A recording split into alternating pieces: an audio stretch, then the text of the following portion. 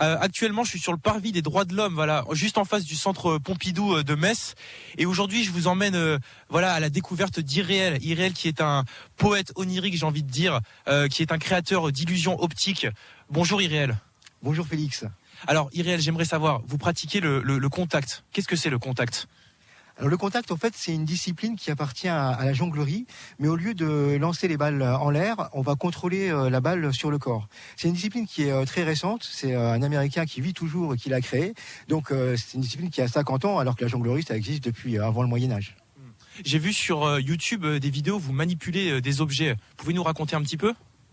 Oui, parce qu'il y a vraiment deux aspects. Il y a l'aspect où la balle est contrôlée sur le corps, mais quand je manipule les objets, en fait, je vais créer des illusions d'optique. En fait, les gens, quand ils regardent, ils voient mon corps bouger, ma main bouger, mais la balle, en fait, ils la voient tout le temps rester sur place. Elle ne suit pas le mouvement. Et pour eux, c'est un véritable paradoxe, et c'est ça qui est fascinant, en fait. C'est vraiment la création d'illusions. J'aimerais savoir comment elle est née, du coup, cette passion pour l'illusion, pour la manipulation d'objets, pour voilà, cette création d'illusions optiques, j'ai envie de dire. Au tout départ, moi, c'est le théâtre qui m'intéressait. J'ai participé à des clubs théâtre déjà au collège, etc. Et puis ensuite, avec le théâtre, je suis allé dans des fêtes médiévales. Je faisais du théâtre médiéval et là, j'ai vu les jongleurs. Et c'est eux qui m'ont parlé de gens qui manipulaient des bulles de savon. Je dis, mais attends, tu peux pas manipuler une bulle de savon, hein, tu la touches, elle éclate. Et c'est là, en fait, que je me suis intéressé à cette discipline. J'avais pas Internet chez moi. Je suis allé dans un cybercafé. J'ai réussi à me faire commander un livre qui arrivait chez moi. Et sans jamais avoir vu la discipline, j'ai commencé à apprendre tout seul devant un miroir avec ce livre.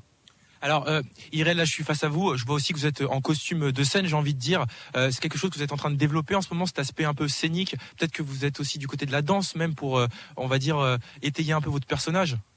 Alors je dois dire que pour ce qui est du costume, j'ai pas trop eu le choix, parce qu'avant je m'habillais en costard cravate, plutôt comme ça. Et puis ça fait déjà longtemps que je connais un magicien qui est très connu dans la région et puis qui a travaillé partout dans le monde, qui s'appelle Lord Martin. Et lui, il me disait mais habille-toi, mets-toi un costume qui fait rêver, t'habilles pas comme ça. Et en fait, il m'a fait travailler récemment dans un parc. Et là, on m'a dit mais c'est un parc d'aventure ici, ça correspond pas. Et donc il m'a dit bon écoute, je vais m'occuper de toi parce que ça fait longtemps que je te parle du costume. Et en fait, il m'a donné un costume qui est un costume d'Aladin, un costume oriental. Et c'est vrai que ça change, ça évolue parce que le costume également emmène les gens vers l'imaginaire. Ils me disent ah mais vous êtes Aladin, voilà, donc ça participe, oui. J'ai envie de savoir un petit peu c'est quoi votre actualité en ce moment et surtout où est-ce qu'on peut vous voir en performance? Alors actuellement, justement, pendant tout le mois d'août, je travaille tous les week-ends sur le parc Pokéland, qui est un parc à Fay, qui est donc un parc d'aventure. Et là, tout prochainement, c'est tout simplement demain, ils font une nocturne, donc ça finit à 22h. Et là, il y a spectacle visuel, donc dont je fais partie, mais il y aura d'autres artistes. Il y a cracheur de feu, et puis on va finir en beauté avec un feu d'artifice. J'aimerais savoir aussi quelles sont un peu les problématiques ou les difficultés que vous rencontrez en tant que créateur d'illusions et puis aussi dans la manipulation d'objets. C'est quoi un peu vos difficultés à vous? Les difficultés, c'est un peu les difficultés propres à tous les artistes. On cherche, faut chercher du travail constamment, faut trouver des dates ensuite, si vous voulez, ça se passe très très bien avec les gens. J'adore aussi bien la scène où vous êtes mis en valeur avec des lumières, des choses comme ça, mais j'aime également